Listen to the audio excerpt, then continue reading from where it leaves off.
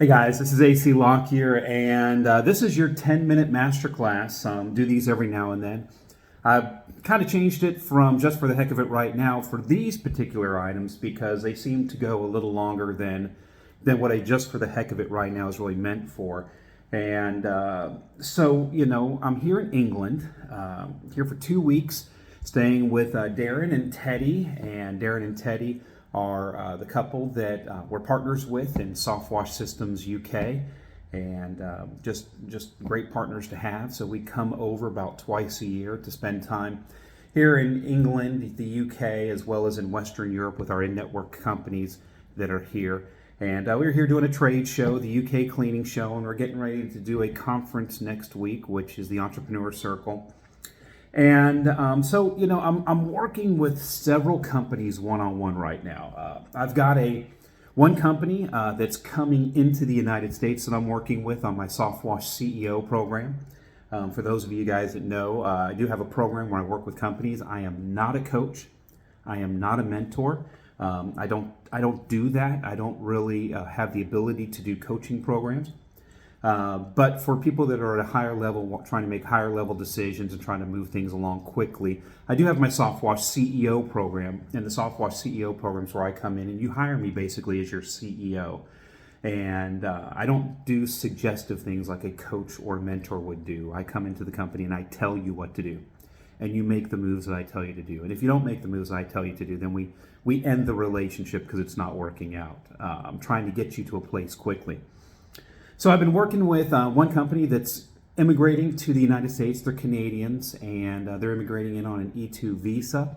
And I'm trying to help them set up the business, and they've engaged me to help them with that because they're limited in what they can do directly themselves until they get their visa process approved. So they've engaged me for that.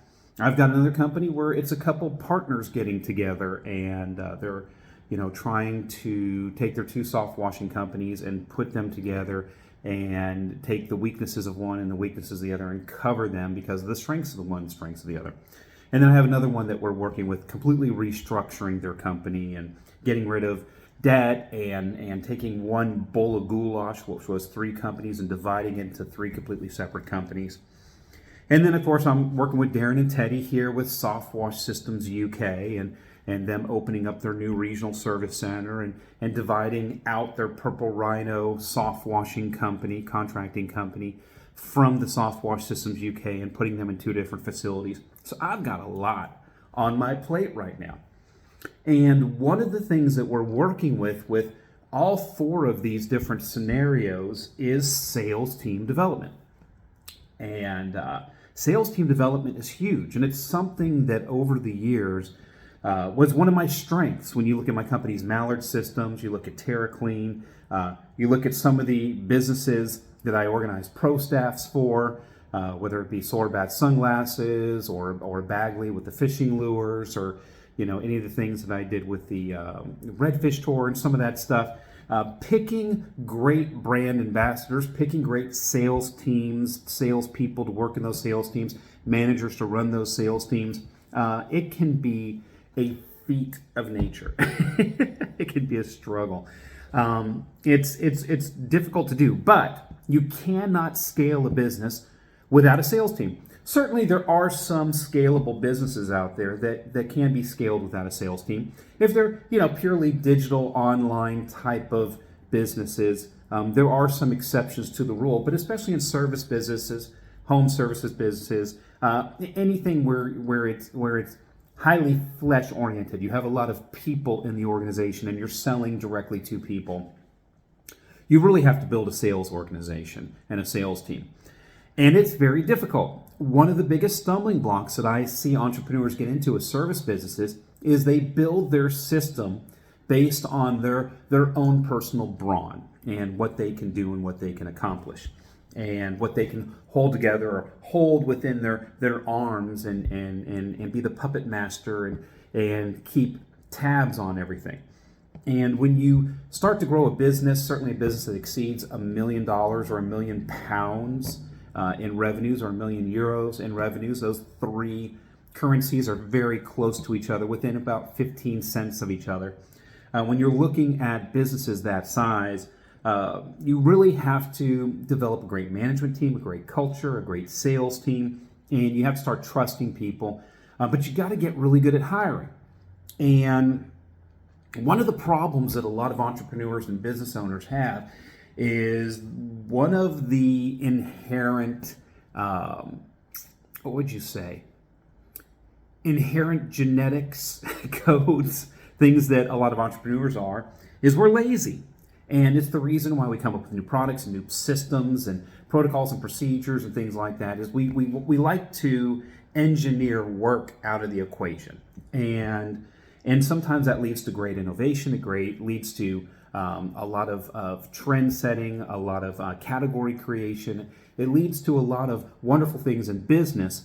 But as we grow our business and we get our service teams put together and we're delivering the product and we've got all of our product delivery, systems and processes down, and maybe even our admin processes and our HR processes, and the business is running well, the capacity of the ownership starts to dwindle a little bit. And where that is in sales. So a lot of organizations, the ownership of the company is the primary sales engine for that business. And the only way that a business can grow then to get to the next level is to, for lack of better terminology, kill off the ownership. And what do I mean by kill off the ownership? It's the inevitable obsolescence of the person who started the business. It's the inevitable obsolescence and putting out to pasture and retiring, hopefully one day, of the ownership group, so that the management team, the C-suite of the business, the sales director, the sales team, all those people have been brought up in the organization and they can run the organization. And hey, that's what creates ultimate freedom for entrepreneurs. But we try to hold everything within our arms.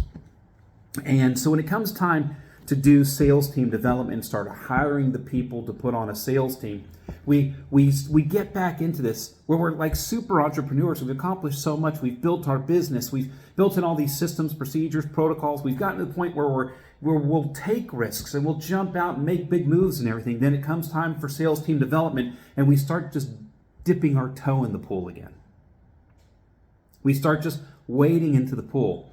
We start all of a sudden becoming very tentative, almost very reminiscent of how we were when we first started the business.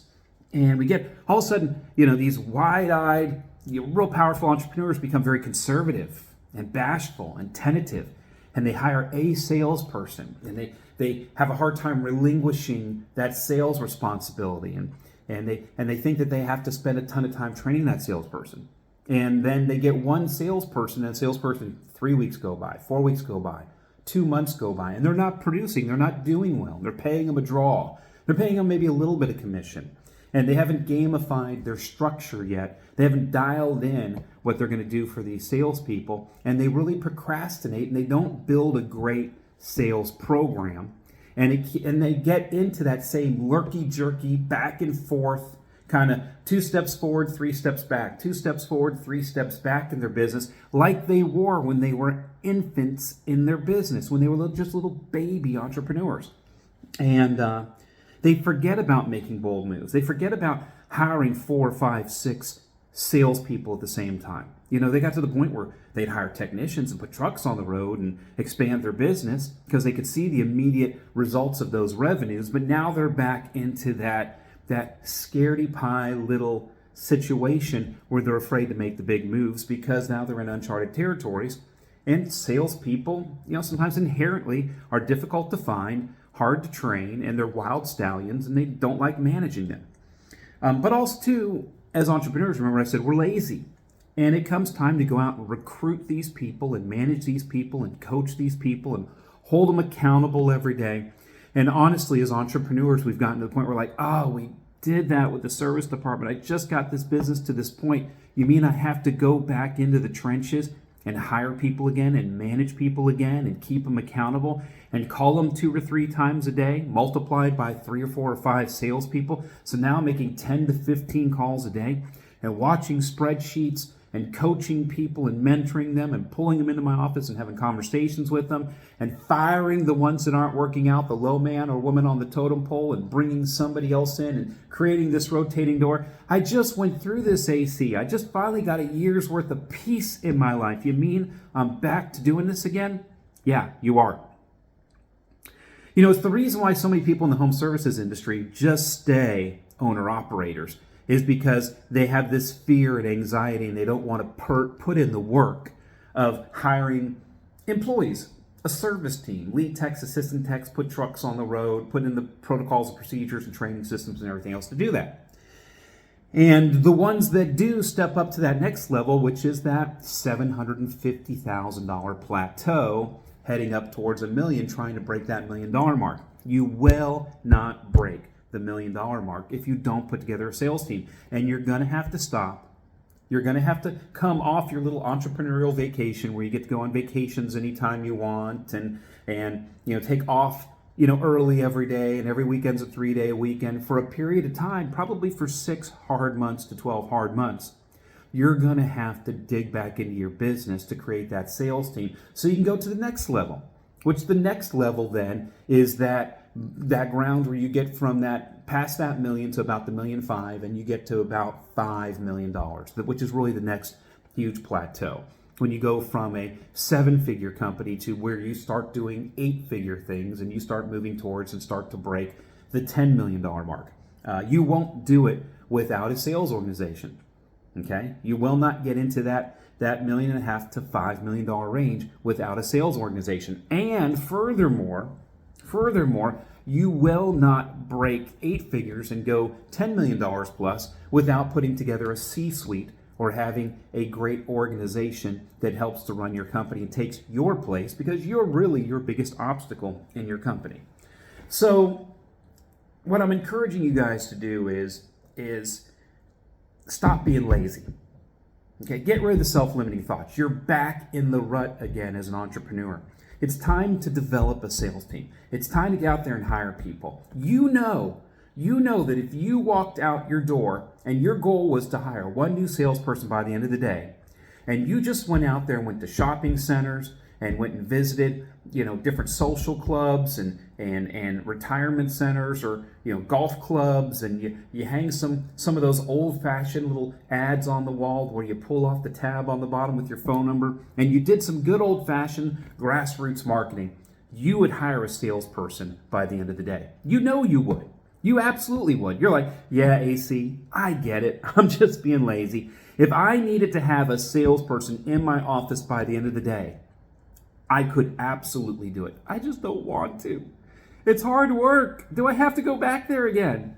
Yes, you have to go back there again. It's the next stage in your company.